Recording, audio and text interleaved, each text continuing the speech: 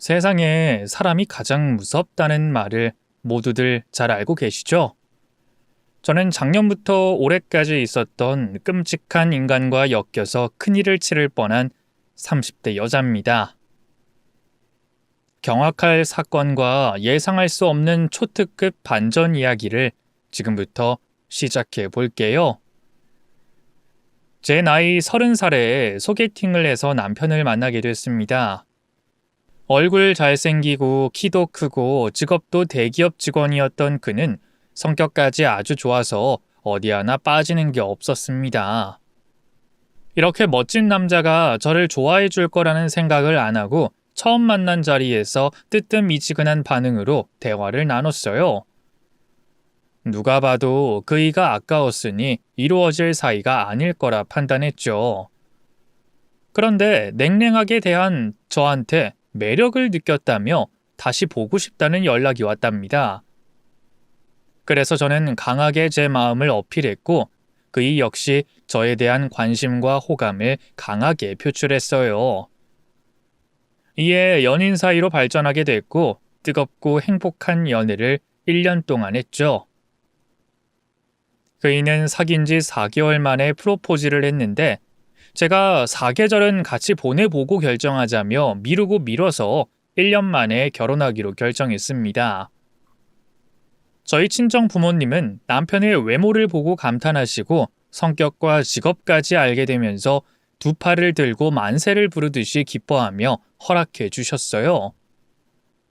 제가 남자를 잘 만난 것 같아서 어깨에 힘이 들어갔었죠. 그리고 예비 시부모님을 뵈러 시댁에 갔는데 아주 큰 실수를 하고 말았습니다. 아버님 안녕하세요. 처음 뵙겠습니다. 그리고 태준 씨 누나시죠? 반갑습니다, 형님. 그러자 남편이 제 옆구리를 찌르며 속닥거렸습니다. 자기야, 우리 누나 외국에 살고 있다 했잖아. 아, 그랬지? 근데 잠깐 한국에 오신 거 아니야? 내가 미리 말 못한 게 있어. 우리 아버지가 지난달에 재혼하셨어. 뭐? 저렇게 젊은 분하고 재혼을 하신 거야? 이런, 죄송해서 어쩌지? 저는 다시 고개를 숙여 사과와 인사를 했습니다. 어머님 죄송해요. 너무 젊으시고 예쁘셔서 형님 되시는 분으로 착각했어요. 괜찮아. 우리가 나이 차가 꽤 많아서 종종 그런 말 많이 들어. 아, 내가 반말해도 되겠지? 주방에서 아줌마가 음식 준비하고 있으니까 앉아서 이야기하지. 예비 시어머니는 40대 초반으로 보였고 시아버지는 60대 중후반으로 보였어요. 제가 부녀로 봤기 때문에 시아버지 표정은 밝으시진 않았어요.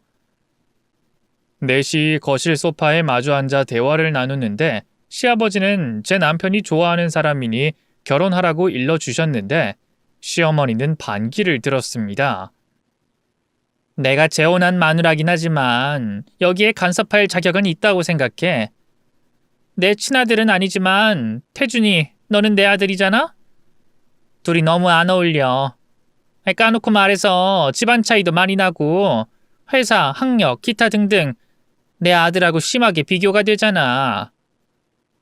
결혼은 남녀 둘이 하는 게 아니라 가족 대 가족이 하는 거라 신중해야 한다고. 난 이 여자 마음에 안 든다. 여보, 내 말대로 하는 게 어때요? 어? 아니 그 애들끼리 좋다는데 결혼 반대할 이유가 있겠어? 요즘 집안이나 학력 보면서 결혼시키는 시대가 아니잖아. 우리가 회사 직원을 뽑는 게 아니라 며느리를 드리는 건데 그렇게까지 깊게 파헤쳐서 반대를 해야겠어? 뭐야? 그럼 나만 바보가 됐네? 난 진심으로 조언해주는 거야. 나중에 문제가 생길까봐 걱정이 돼서 반대하는 거라고. 들어보니 집안도 그저 그렇다는데 나중에 우리 태준이한테 단물 쪽쪽 빨아먹을 것 같아서 하는 소리라고. 시어머니가 저를 반대하는 말씀을 그렇게 하시는데 기분이 영 좋지 않았어요. 그래서 저는 확실하게 대답해 드렸습니다. 어머님, 저희 부모님은 여지껏 그 누구의 도움도 받지 않고 잘 살아오셨어요. 태준 씨한테 기대고 의지하실 분들이 아니라고요. 그러니까 그런 걱정하지 마세요. 그리고 죄송하지만 부모님에 대한 이야기는 함부로 해주시지 않았으면 합니다. 제가 똑부러진 똑순이기도 하고 부모님을 멋대로 판단하고 흉을 보는 시어머니가 얄밉고 짜증이 나서 제대로 들이받는 말을 전했죠. 그러자 시어머니는 혀를 차며 얼굴이 새빨개지셨어요. 시아버지는 제 태도를 나쁘게 보지 않으시고 현명하고 지혜롭게 잘 대답했다며 오히려 칭찬해 주셨습니다. 그렇게 분위기가 허락으로 기울어지자 시어머니는 마지못해 허락의 말씀을 하시더군요. 좋아, 결혼해. 해도 좋은데 내가 조언 하나만 할게. 혼인신고는 바로 하지 마. 요즘 신혼부부들 1년 안에 헤어지는 커플이 그렇게 많다고 하더라. 이건 반대한다는 말이 아니라 현실을 말해준 거니까 너희 둘이 1, 2년 뒤에도 확실해지면 그때 혼인신고해라. 여보, 당신도 동의하죠? 뭐 반대할 이유는 없지. 이 사람 마음이 언제 어떻게 변할지 모르니까. 살아보고 혼인신고를 해도 나쁘진 않을 것 같다. 시아버지가 혼인신고는 시어머니의 말이 옳다고 말씀하셔서 저희 둘도 알겠다고 대답했습니다. 그리고 얼마 뒤에 상견례를 치르게 됐는데 시어머니가 조용히 계시길래 좀 의아했어요. 결혼을 반대했던 분이라 뭔가 크게 요구할 줄 알았는데 시아버지가 기본적인 것만 해오면 된다는 말에 고개만 끄덕이고 말더라고요. 그 짧은 시간에 생각이 달라지셨나 하고 의구심이 잠시 생기긴 했지만 결론적으론 문제가 되지 않아서 다행이라 생각하고 결혼 준비에 돌입했습니다. 시아버지가 신혼집을 좋은 곳에 마련해 주셔서 저희 부모님도 혼수를 어느 정도 맞추겠다면서 좋은 것들로 구성해서 채웠어요. 제가 봐도 혼수는 훌륭했고 나중에 책 잡힐 일이 없을 것 같았네요. 그런데 결혼 준비가 한창이던 주말에 날벼락 같은 사건이 터지고 말았답니다. 그이가 한 통의 전화를 받고는 빨리 옷을 챙겨 입으라고 하더군요. 경주야, 큰일 났어. 빨리 병원으로 가봐야 해. 병원? 왜? 누가 다치기라도 한 거야? 아버지가... 일단 병원으로 가서 확인해야겠어. 당신도 같이 나서. 알겠어. 저는 시아버지가 어딜 얼마나 다친 줄도 모르고 남편을 따라갔습니다. 그런데 병원 응급실에 갔더니 영안실로 가보라고 하더군요. 시아버지가 돌아가셨다는 겁니다. 너무나 충격적이어서 저희 부부는 입을 다물지 못하고 쇼크 상태가 왔고 수십 번의 사망 소식을 듣고 나서야 억지로 믿게 됐습니다. 영안실에 갔더니 시어머니가 오열하고 있었고 옆에는 형사 2명도 서 있었습니다. 저희는 시아버지의 마지막 얼굴을 뵙고 한참을 슬퍼하다가 어떻게 된 일인지 물었습니다. 남편이 시어머니를 노려보며 물었습니다. 이게 어떻게 된 일이에요? 우리 아버지한테 무슨 짓 한 거냐고요? 태준아, 흥분하지 마라. 나도 무섭고 놀랐다고. 우린 부부관계 그걸 했어. 집이 아닌 내 명의의 오피스텔에서 거기서 같이 잠자리 하던 중 갑자기 얼굴빛이 하얘지면서 쓰러졌다고. 복상사라고요? 아버지가 돌아가신 게 복상사라는 거예요? 그래, 그렇다고.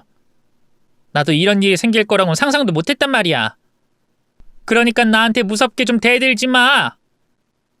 시아버지가 복상사로 돌아가셨다는 말에 남편은 아무 말도 하지 못했어요. 다른 사고도 아닌 복상사니 뭐라 따지지 못했던 거죠. 저 역시 시어머니한테 한마디도 못했고 영안실에서 그대로 나와버렸어요. 남편이 바로 장례식장을 잡고 준비를 했습니다. 그렇게 시아버지를 보내드렸습니다. 그리고 남편은 한동안 힘들어했어요. 갑작스레 아버지를 잃었으니 그럴 만도 했죠. 저는 그이에게 결혼식을 미루자고 말해줬습니다. 태준 씨, 우리 결혼식 미루자. 자기 마음이 회복할 때까지 연기하는 게 좋겠어. 그래도 돼? 미안해. 아버지가 돌아가시고 나니까 좀 힘드네. 아무래도 우리 결혼은 나중에 해야 할 것 같아. 그래. 그래도 같이 신혼집에서 사는 거지? 난 당신 옆에서 위로가 되고 싶어. 그럼 당연히 같이 지내야지. 천천히 하나씩 헤쳐나갈 거야. 저희는 결혼식장에서 웃을 수 없는 상황이니 동거부터 시작하게 됐네요. 일주일 정도 저와 개인은 조용히 지냈어요. 남편은 회사에 휴가를 내고 보름 이상을 쉬기로 했는데 매일 아침 저녁을 챙겨줬답니다. 고마우면서도 안쓰러웠죠. 그렇게 조용한 일상을 보내고 있는 와중에 시어머니가 찾아왔어요. 같이 슬픔을 나누고 위로를 하러 왔나 싶었는데 시어머니의 입에서 나온 말은 돈이었습니다. 태준이 네가 내 남편 재산을 다 물려받았지? 참나. 아무리 재혼이어도 나한텐 하나도 남기지 않고 갔네? 재산 이야기하러 오셨어요? 아버지가 살던 아파트는 새어머니 명의로 되어 있으니까 그걸로 만족하세요. 어머머, 얘가 무슨 말을 그렇게 하냐? 내가 재산이 부족해서 온 것처럼 말하네? 난 사람 된 도리에 대해서 말하려고 온 거야. 내가 부인인데 모든 애정을 너한테 준 것 같아 실망스럽고 한탄스러워서 찾아온 거라고. 그 모든 애정이라는 게 결국은 재산 아니에요? 용건이 뭔지 확실하게 말씀하세요. 그러자 시어머니는 까칠한 표정으로 이어서 말했습니다. 그래, 재산이 모두 너한테 넘어간 게 좀 아까워서 찾아왔다. 재혼이긴 해도 내가 네 아버지한테 좀 잘했니? 하루 세끼 차려줘, 아프면 병원에 데려다줘. 게다가 남자 구실까지. 아휴, 아니 이 이야기는 하지 않아야겠다. 어쨌든 내 덕에 외롭지 않게 잘 살다 가셨잖니. 복상사면 호상이라고 그러더라. 행복한 순간에 고통 없이 세상을 떠났으니 얼마나 다행이니? 그러니까 난 제대로 된 몫을 받고 싶다. 아버지 아파트만 해도 만족하실 텐데요. 몇 달 살고 그 정도 되는 재산 받았으면 충분하지 않나요? 그리고 아무리 복상사라고 해도 아버지가 돌아가시게 된 원인은 새어머니 때문입니다. 아버지 건강 고려하지 않고 무리하게 잠자리 하다가 떠나신 거나 다름없잖아요. 아무튼 전 더 드릴 재산 없습니다. 이놈이 말이면 단줄 아나. 야, 네 아버지가 그걸 하도 밝혀서 그렇게 된 거야. 네 아버지가 남자 구실하고 싶다고 해서 내가 받아준 것뿐이라고. 근데 그게 나 때문이라니? 그리고 같이 산 게 짧은 게 중요한 거냐? 우린 짧지만 끝내주는 사랑을 했다고. 그러니까 재산 분할 제대로 해달란 말이야. 그래요? 그럼 얼마나 원하는지 드러나 봅시다. 새어머니가 바라시는 금액이 얼마예요? 딱 20억만 줘. 네 아버지 재산이 100억이 넘으니 20억대 주면 조용히 살게. 그리고 이 엄마가 아버지 제사도 지낼 거야. 뭐요? 20억? 말 같지도 않은 소리를 하시네. 이봐요. 내가 새어머니라고 대우해주니까 아직도 내 어머니라 생각하세요? 나이도 겨우 10살 많으면서 어른 행세하기는. 아버지가 아줌마랑 결혼한다고 했을 때 뜯어 말렸었어요. 아버지가 마지막 소원이라고 하는 바람에 눈 딱 감고 허락한 거라고요. 그리고 재산은 자식인 내가 하지 왜 당신이 지냅니까? 어불성설 그만하고 돌아가요. 이거 완전 후레 자식이네? 야, 내가 호적상 네 애미야. 내가 이 집안의 가장 큰 어른이라고? 이놈의 자식이 오냐오냐 하니까 날 물러보나. 내가 이대로 가만히 있을 것 같니? 소송해서 내 몫의 재산 받고 말겠어. 아이고, 역시나 돈 밝히는 아줌마네. 대충 짐작은 하고 있었는데 역시나였네요. 그럼 고소하세요. 얼마든지 덤벼보라고요. 남편은 시어머니한테 소리를 고래고래 지르며 등 떠밀며 쫓아냈습니다. 저는 옆에서 놀란 얼굴로 구경만 하고 있었죠. 그이는 찬물을 연거푸 석 잔을 마시더니 씩씩대면서 화를 냈습니다. 저런 돈만 밝히는 여자가 뭐가 좋다고 재혼을 하신 건지. 아버지에 대한 존경심이 싹 사라지는 기분이야. 태준 씨, 그러지 마. 아버님은 그냥 사랑에 빠졌을 뿐이라고.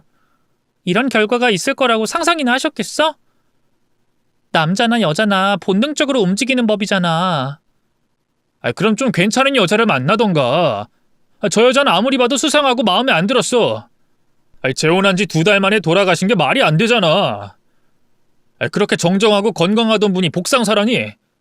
내내 찝찝해 죽겠다니까. 저는 화가 난 남편의 마음을 헤아려 줬고 시어머니에게 아무것도 해주지 말라고 편을 들어줬습니다. 시어머니는 한 달 내내 돈을 달라고 찾아오고 전화로 괴롭혔는데 남편이 끄떡도 하지 않자 잠잠해지더군요. 재산을 포기했나 싶은 생각이 들 때쯤 집으로 고소장이 날아왔습니다. 재산 20억을 달라고 적혀 있었죠. 남편은 변호인단을 꾸려 맞대응을 했고 법정에서 시어머니가 받은 아파트 한 채로 만족하라는 선고가 내려졌습니다. 법원에서 나오자 시어머니가 눈을 흘기며 저희 부부 앞에 서 있었습니다. 태준이 너 인생 그렇게 살면 안 된다. 아무리 새엄마라고 해도 엄마는 엄마라고! 그건 아버지 계실 때나 해당되는 거죠. 지금은 아무런 사이도 아니니까 사라지세요. 또 호적에 올라간 마누라라는 말은 하지 마세요. 고소해봤자 소용없다는 거 아셨으면 내 앞에 그만 나타나요. 이 후리의 자식, 너 나중에 후회하게 될 거야. 내가 오늘의 수모를 기필코 갚아줄 테니까. 그런 줄 알아. 네, 내 마음대로 하세요. 하나도 겁 안 나니까. 아줌마 하고 싶은 대로 복수를 하든 또 고소를 하든 마음대로 하시라고요. 어차피 당신은 나한테 피라미밖에 안 되는 존재야. 남편이 강한 눈빛으로 쏘아보며 경고하자 시어머니가 입술을 파르르 떨더니 등을 돌리고 사라지더군요. 그 모습이 시어머니의 마지막이 될 줄 알고 안심하게 됐습니다. 고소 사건 이후 시어머니는 조용했고 어디론가 이사 갔다는 소식만 들었어요. 그리고 저와 그이는 미뤄왔던 결혼식을 올리게 됐습니다. 시아버지가 돌아가신 지 6개월 만에 예식장을 예약하고 웨딩드레스와 턱시도를 맞춰 입었고 많은 하객들에게 소식을 전한 뒤 축복 아래 행복한 결혼식을 올리게 됐어요. 신혼집에 같이 살고 있고 결혼식까지 올렸으니 혼인신고만 하면 완벽한 부부가 될 것이었습니다. 저는 혼인신고를 까먹고 있었는데 그이가 먼저 말해서 떠올랐답니다. 여보, 그러고 보니까 우리 혼인신고를 안 했네? 아, 그러네? 근데 급하게 할 필요가 있을까? 그리고 살아보고 결정해도 되잖아. 제가 장난스럽게 살아보고 도장 찍자고 하니 그이가 키득거리면서 똑같이 농담으로 대답했습니다. 뭐야? 그럼 살아보고 아니다 싶으면 찢어지자는 거야? 그럼 난 당신보다 젊고 예쁜 여자 데려와야겠네. 젊고 예쁜 여자가 당신한테 갈 것 같아? 나으니까 당신 받아준 거라고. 그리고 나 아직 밖에 나가면 헌팅당하고 그러거든? 아, 진짜로? 이야, 우리 마누라 잘 나가네. 저랑 결혼해줘서 진심으로 고맙습니다, 공주님. 그러니까 평생 잘하면서 살라고. 혼인신고는 평일만 되니까 시간 맞춰서 가자. 그래, 나나 당신이나 월차 써야 하니까 날 맞춰보자. 그렇게 혼인신고는 한 달이 지나도록 미뤄졌습니다. 일부러 안 하려는 건 아니었는데 이상하게 시간이 맞지 않더라고요. 그러던 어느 평일, 퇴근길에 제 앞에 누군가 나타났습니다. 제 이름을 부르며 씩 웃는데 화들짝 놀라 온몸에 소름이 돋았어요. 어머님? 그래, 나다. 너 안 본 사이에 때깔 좋아졌다. 네 시아버지 유산으로 네 남편과 먹고 사니까 얼굴이 쫙 폈네? 무슨 말씀하러 여기까지 오신 거죠? 넌 오랜만에 시애미 보고 반갑지도 않니? 멀리서 왔는데 달달한 커피라도 사줘야 하는 거 아니냐고. 전 그냥 집에 가고 싶었는데 잘라내지 못하고 카페까지 따라 들어갔습니다. 시어머니는 저와 남편이 어떻게 사는지 묻더군요. 너네 아직 혼인신고 안 했더라? 놀랄 거 없어. 호적 등본 떼보면 다 나오니까. 너 내 말 듣고 혼인신고 미루는 거니? 일단 살아보고 결정하려고 늦추는 거야? 네? 설마요. 저희는 이미 평생의 동반자로 여기고 살고 있거든요. 그리고 혼인신고는 평일에 시간 맞추는 게 어려워서 미뤄지고 있는 거고요. 아, 그랬구나. 그럼 잘 살아라. 그만 가련다. 네? 겨우 혼인신고 이야기만 묻고 가시는 거예요? 꼭 그런 건 아닌데 네 얼굴 보니까 잘 사는 것 같네. 궁금하던 게 싹 사라졌어. 여하튼 난 먼저 갈 테니까 천천히 먹고 나가라. 시어머니가 무슨 의도로 저에게 접근한 건진 모르겠으나 몇 마디 말만 주고받고 떠나는 바람에 기억에서 빨리 잊혀졌습니다. 그렇게 남편과 둘이 깨를 붓고 신혼을 즐기고 있었는데 어느 날 제 몸에서 이상한 신호가 찾아왔습니다.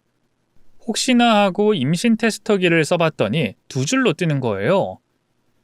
저는 확실할 때까지 남편에게 말하지 않기로 하고 산부인과에 가서 검사를 받았습니다. 임신 4주라는 말을 듣고 쾌재를 부르며 집으로 돌아갔어요. 여보, 이제 아빠 될 준비해야겠어. 아빠 준비? 당신 설마? 그이가 놀라면서 미소를 지었어요. 이에 저도 미소로 화답했습니다. 맞아. 벌써 4주나 됐대. 여보, 정말 잘 됐다. 우리 이제 부모가 되는 거야? 아이, 만세! 그렇게 좋아? 이젠 당신은 처자식을 둔 가정이니까 2배, 3배 열심히 살아야 해? 아이, 당연하지. 이 한 몸 부서져라 일해서 처자식 호강시켜주겠어. 당신은 당장 회사 때려치우고 태교에만 전념해. 여보, 오버하지 마. 벌써 회사를 관두라고? 나중에 육아휴직하고 몇 년 쉬다가 다시 복귀할 거야. 에이, 그럼 당신이 힘들잖아. 지금 그만두고 태교에만 전념해. 일하고 싶으면 나중에 애기 태어나고 시작하면 되니까. 아니다. 그냥 평생 일하지 마. 남편이 능력 있는 사람인데 돈 걱정할 일이 있겠어? 그럴까? 한번 생각해 볼게. 그래도 임신하니까 당신이 더 기뻐하는 걸 보니까 좋네. 내가 아주 큰 일을 해낸 기분이야. 당연히 큰일 했지. 여보, 아이 가지는 것보다 훌륭하고 위대한 일은 없어. 당신은 이제 큰 소리 떵떵 치면서 살아도 된다고. 그래서 저는 고민 끝에 회사를 퇴직하고 태교에만 전념했습니다. 그이는 심할이라 생각될 정도로 극진한 공주 대접을 하더군요. 집안 살림을 자기가 다 하겠다며 움직이지 못하게 했고 임산부에게 좋은 음식을 구해와서 제 입에 떠먹여주기까지 했답니다. 이런 호사를 누리며 잘 지내고 있었는데 그이가 한 장의 종이를 꺼내더군요. 여보, 우리 이제 그만 미루자. 혼인신고 빨리 해야겠어. 혼인신고? 그러고 보니까 우리 아직 남남이네. 까먹고 있었어. 나도 마찬가지야. 이제 내년이면 애기도 태어나는데 엄마 없는 자식으로 호적에 올릴 순 없으니까 혼인신고하러 가자. 내일 나 월차니까 같이 구청 가서 부부 돼보자고. 알겠어. 이거 완전히 설레네. 법적으로 부부가 된다니까 기분이 좋은 것 같아. 나도 그래. 우리 애기까지 더하면 진짜 더할 나위 없을 만큼 행복한 가정을 이룰 거야. 그이와 저는 행복에 들떠 이른 시간에 잠이 들었습니다. 그리고 이튿날 남편과 구청에 가려고 준비를 하고 주차장으로 내려갔어요. 그런데 그이한테 급한 전화가 걸려왔습니다. 5분 넘게 통화한 그이는 긴 한숨을 내쉬며 말하더군요. 여보, 어쩌지? 오늘 회사에 중요한 사람이 온다네. 해외 바이어인데 내가 있어야 계약서를 쓰겠다고 말했나 봐. 그래? 그럼 회사 가야지. 혼인신고는 다음으로 미루자. 이거 미안해서 어쩌지? 당신 다시 집으로 들어갈 거야? 아니, 나온 김에 바람 좀 쐬고 친정에도 다녀올게. 엄마가 해주는 밥이 먹고 싶었는데 오늘이 날인가 봐. 그래, 잘 다녀와. 일단 타. 지하철역까지 바래다 줄게. 아니야, 그냥 택시 타고 친정까지 갈래. 지하철 타면 멀미가 나더라고. 그랬어? 알겠어, 그럼. 택시 타고 잘 다녀와. 여보, 나 급하니까 먼저 갈게. 그이는 저를 두고 바로 차에 올라 시동을 걸고 출발했습니다. 저는 아파트 입구까지 걸어 나가서 택시를 타고 친정으로 향했습니다. 오랜만에 부모님 얼굴을 뵙고 그동안 밀렸던 수다를 떠느라 정신이 없었답니다. 그런데 1시간 뒤 남편 핸드폰으로 전화가 걸려왔어요. 혹시 회사 일이 벌써 해결돼서 전화했나 싶어 반갑게 전화를 받았습니다. 여보, 벌써 일이 끝난 거야? 저기 박태준 씨 보호자 되시나요? 네? 아, 네. 제가 아내 되는 사람인데 누구시죠? 저는 대학병원 간호사인데요. 남편분께서 교통사고로 병원에 실려오셨어요. 긴급 수술이 들어갈 상황입니다. 네? 교통사고요? 그이가 수술실에 들어간다고요? 말도 안 돼! 죄송합니다, 보호자님. 정신 차리시고 병원으로 오세요. 저는 전화를 끊고 부모님한테 상황을 전하고 혼자 나가려고 했어요. 그러자 부모님이 따라 나오셨고 아빠의 차를 타고 병원으로 향했습니다. 이윽고 병원 응급실로 가서 남편의 이름을 대고 수술실이 어딘지 안내받았어요.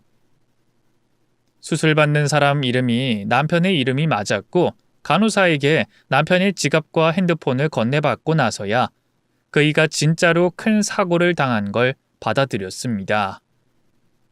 어떡해, 내 남편 맞아요. 제 남편 어디를 얼마나 다친 거죠? 머리를 크게 다치셨어요. 골절도 많고요.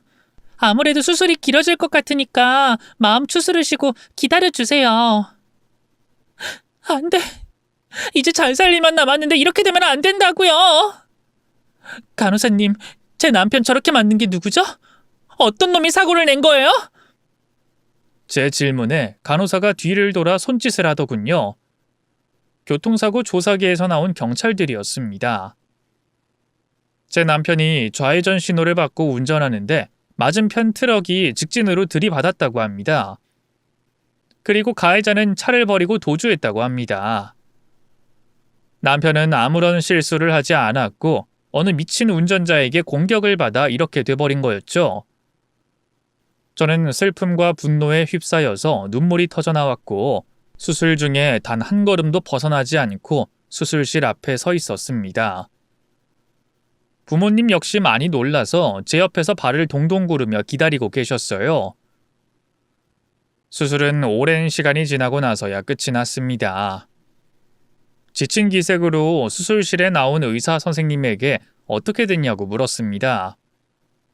최선을 다했다는 말을 하더니 상황이 좋지 않다며 마음의 준비를 해두는 게 좋을 거라고 하더군요. 뇌사 가능성이 있다면서 지켜보는 일만 남았다고 했죠. 저는 그 말을 듣고 더욱더 크게 울부짖다가 이내 혼절하고 말았답니다. 수술이 끝난 남편은 중환자실에서 며칠 있다가 1인실로 옮겨졌습니다. 아주 가망이 없는 건 아니지만 90% 이상 살아남기 어려운 상황이라고 했습니다. 저는 남편을 포기하지 않고 그이의 귀에 대고 제발 깨어나라고 살아나 달라고 애원하고 빌었습니다. 저와 뱃속에 있는 아이를 두고 떠나지 말라고 간절하게 부탁했어요.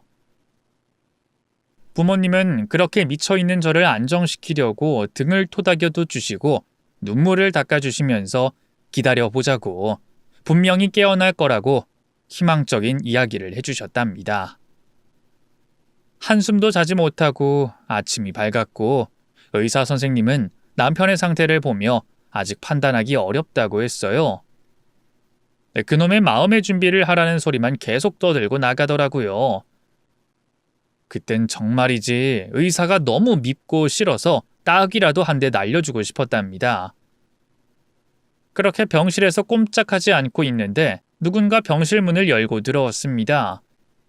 바로 잊고 있었던 시어머니가 찾아오셨답니다. 내 아들이 왜 이렇게 된 거야? 아들아! 내 아들! 시어머니는 진심인지 가짜인지 모를 눈물을 억지로 흘렸습니다. 저는 왜 찾아왔는지 궁금해서 바로 질문을 던졌어요. 어머님이 여긴 어떻게 오셨어요? 누가 연락한 것도 아닌데 어떻게 찾아오셨죠? 넌 무슨 말을 그렇게 하니? 내가 꿈자리가 뒤숭숭해서 아들한테 전화했더니 간호사가 받더구나. 그래서 사고 소식 알고 찾아왔다고. 사고 날 연락하셨으면 그때 오시지.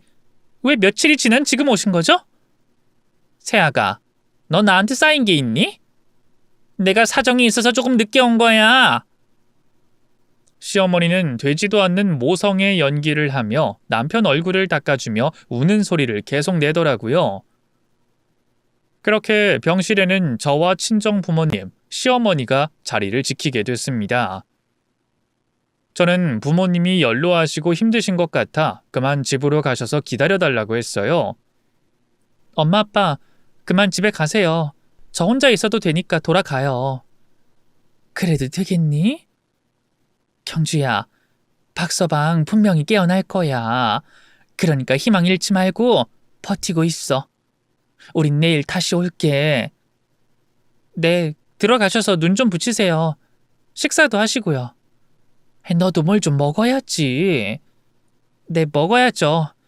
뱃속의 아이를 위해서라도 꼭 챙겨 먹을 테니까 염려 말고 집에 가요.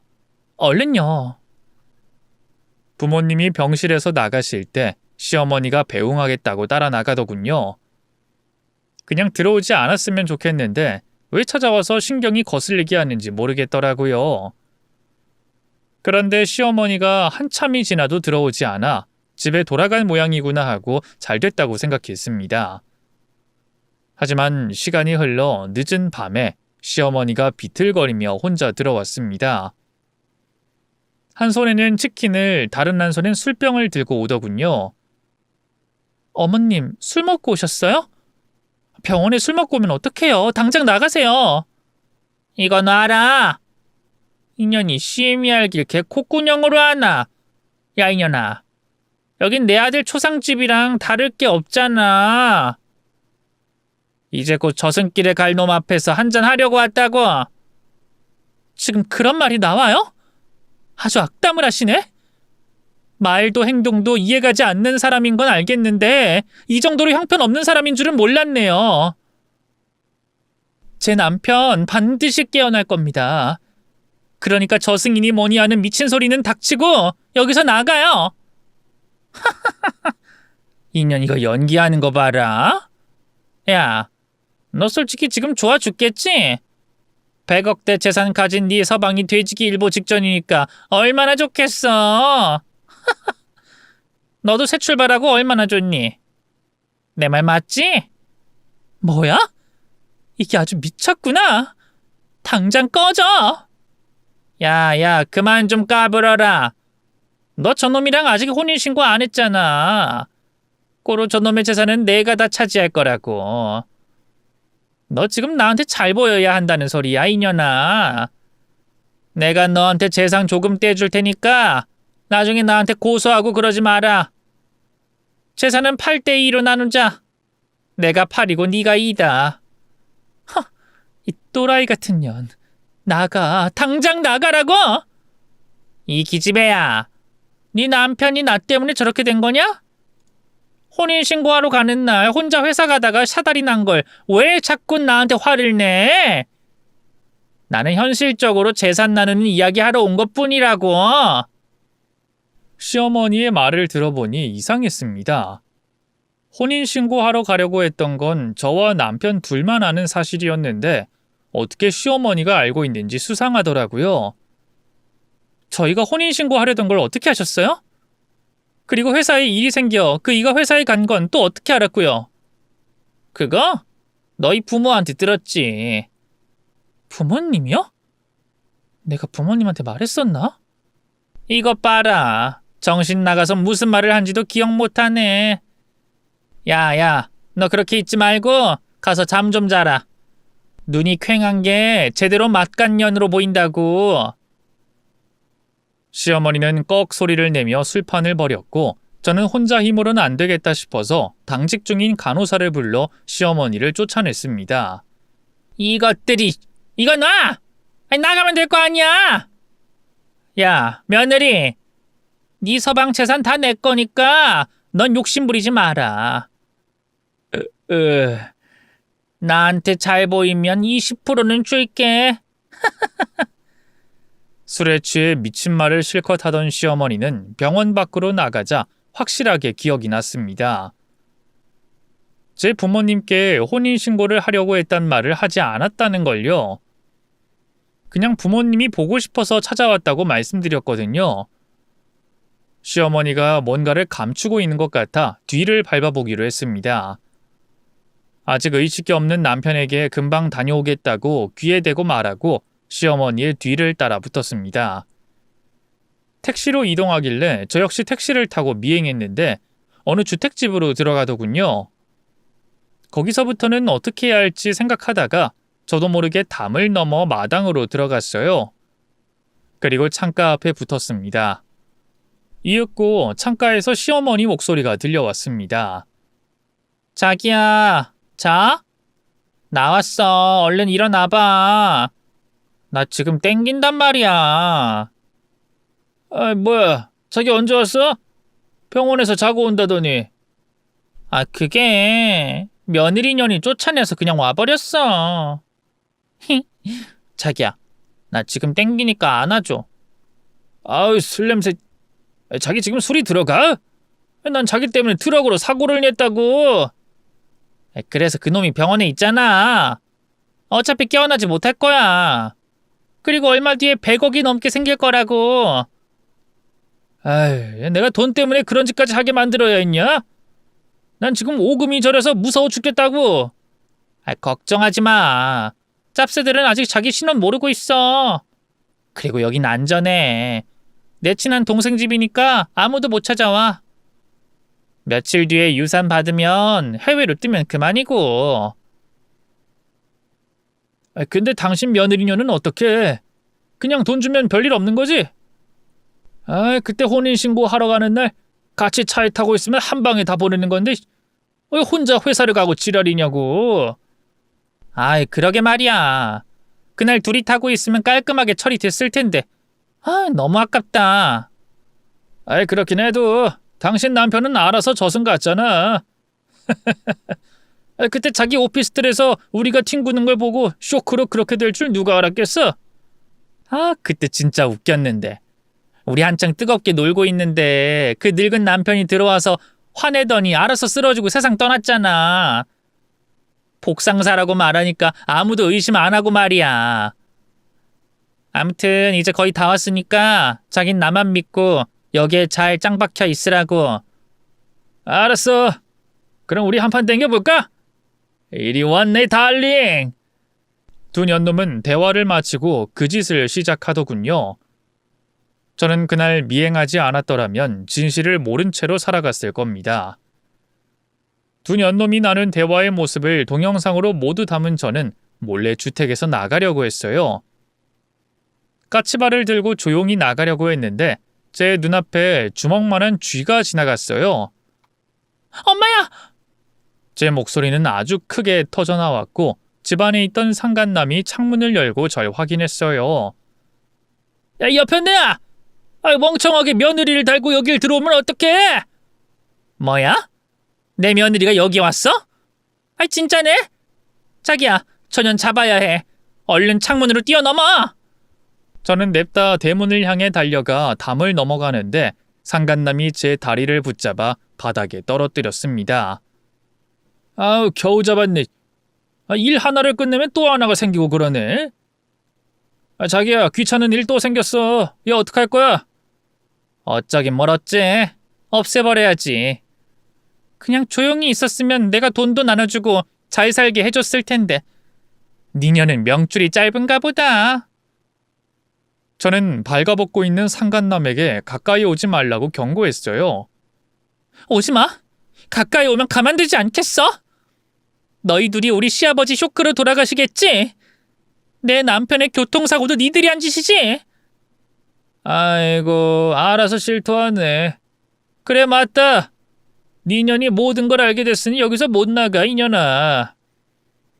상간남이 제 머리채를 잡으려고 하자 그놈의 급소를 주먹으로 올려쳤습니다.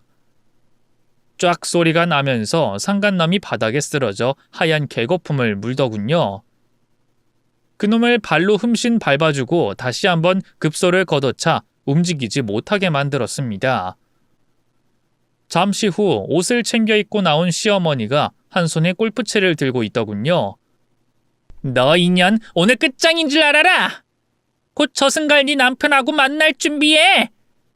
이야! 골프채를 휘둘렀지만 어설프고 느려서 쉽게 피할 수 있었습니다.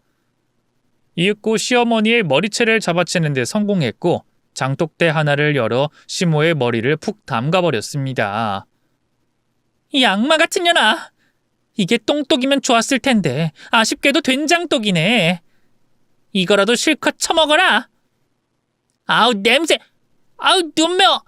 그만해. 그럴 수가 있나. 이제 겨우 시작이라고.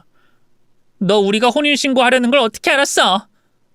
우리 둘을 동시에 해치려고 하는 거 다 들었으니까 사실대로 말해. 그건 내가 네 회사 앞으로 찾아간 날 도어락 키를 슬쩍 뺐어. 그거로 너희 집에 들어가서 CCTV를 달았어. 너희들이 함께 한 차에 타는 날이 없어서 기다렸는데 마침 혼인신고하겠다고 대화를 나누고 나가는 걸 봤어. 그때 대기하고 있던 내 애인이 사고를 낸 거야. 네가 없는 네 남편만 탄 차를 말이야. 이 무서운 악마 같으니 넌 평생 지옥에서 썩을 거야. 시모의 면상에 된장을 범벅하고 바닥에 집어 던졌어요. 상간남은 급소를 맞은 후로 정신줄을 놓고 있어서 조금도 움직이지 못했답니다. 이윽고 제가 문자로 신고한 경찰들이 담을 넘어 들어왔고 저에게 상황을 전해 들었어요. 증거 동영상까지 보여주며 두 년놈이 어마어마한 짓을 했다고 알려줬죠.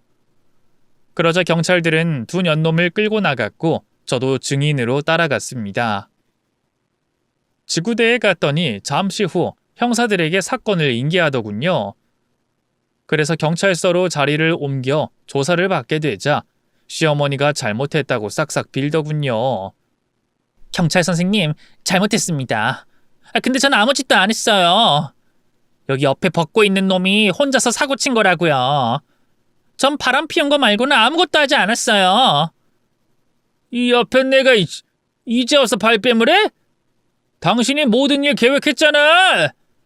당신이 며느리한테 도어락키 슬쩍 훔쳐와서 직접 집안에 카메라 달았잖아. 거기서 둘이 혼인신고하기 전에 일을 끝내려고 24시간 감시한 거지. 혼인신고하면 유산 나누는데 불리해진다면서 노심초사하면서 감시했잖아. 이 사내 자식이 치사하게 그걸 말해? 그냥 너 혼자 독박 쓰고 감옥 가면 덧나냐? 내가 미쳤냐? 너 혼자 빠져나가는 걸 보고만 있으라고? 아, 나 떡이다. 내가 네 년이랑 붙었던 건 다 돈 때문이었어. 네가 알아서 돈을 가져다주는 년이라서 물주로 평생 갉아먹고 살 생각이었다고. 뭐? 너 말 다 했어? 시어머니는 조사를 받는 도중에 분노해서 수갑을 찬 채로 상간남의 머리채를 잡고 흔들었습니다. 그러자 상간남 역시 똑같이 시모의 머리채를 잡고 줄다리기를 하더군요. 뒤에서 그걸 보는데 어찌나 한심하고 역겹던지 둘 다 이 세상에서 사라졌으면 했답니다. 제가 시어머니를 미행해서 진실을 알게 됐고 증거 영상까지 남겨서 두 사람은 바로 구속이 됐습니다. 재판까지 몇 주의 기간이 있어서 법원에서 두 사람을 보기 전까지 남편의 곁에 있기로 했답니다. 병원으로 돌아가 남편의 귀에 대고 사건의 전말을 모두 전하며 제 영웅담을 실컷 떠들었어요. 그리고 그이에게 제발 눈을 떠달라고 애원했습니다. 여보, 제발 포기하지 마. 거기 있는 거 다 알아. 내 말 들리지? 이제 그만 자고 일어나. 나랑 우리 애기는 어떡하라고? 제발 날 떠나지 마. 당신을 세상 무엇보다 사랑한단 말이야. 그러자 남편이 제 말을 들었는지 손가락 하나를 움직이더군요. 저는 너무 놀라 호출 버튼을 눌렀습니다. 간호사 한 명이 들어오자 남편이 손가락을 한 번 더 움직였습니다. 간호사는 바로 소리를 지르며 의사를 불렀고요.